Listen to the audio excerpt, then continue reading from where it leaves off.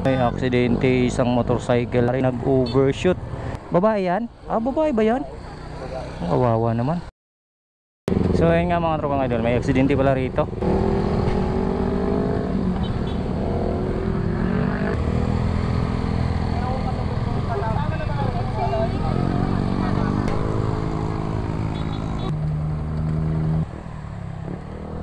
May aksidente isang motorcycle na Kiwi dito mismo sa taas ng DC nangyari, nag-overshoot. Kasi kung titingnan mo yung bakas ng gulong dito. Kasamahan nyo yan, boss? Ay hindi. Unconscious Babae yan? Babae ba yan? Kawawa naman. Ano?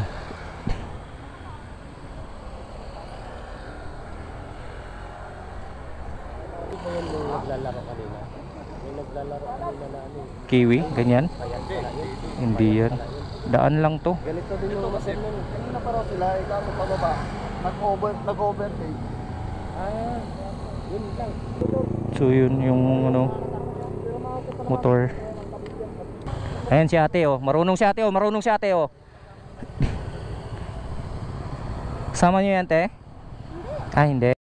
So yun, baluktot yung clutch, yung cambio baluktot yun. Ayan. Pero pwede pa yan. Malambot lang yan kaso kailangan malakas. Ayan. Yun. So yun, baluktot yung cambio. Logo. Kaso baka logo. Copy razor. Sila pumawa ito. Mayroon pa dito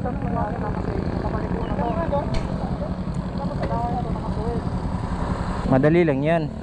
Nagagana headlight. Ano mo dyan at? Yan. Yun, bumalik din. Okay na yan. Kanina nasa evidence ko rin kanina yun Baka kumain lang, babalik. Lakas pero takbo nila. Ay, kami mag-overtake ka pag nakasali ko.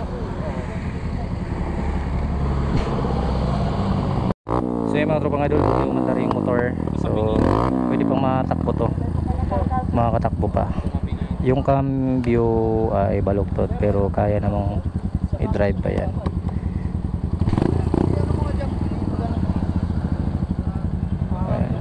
Mandar pa yung motor.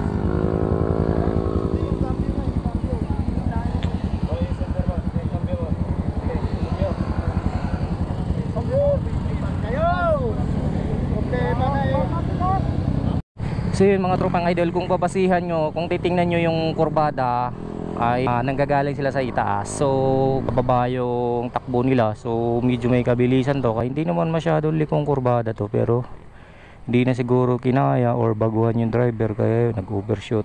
Ayan, dire-diretso sila dun. Unconscious yung babae. So ngayon nagdatingan na yung mga kasama nila.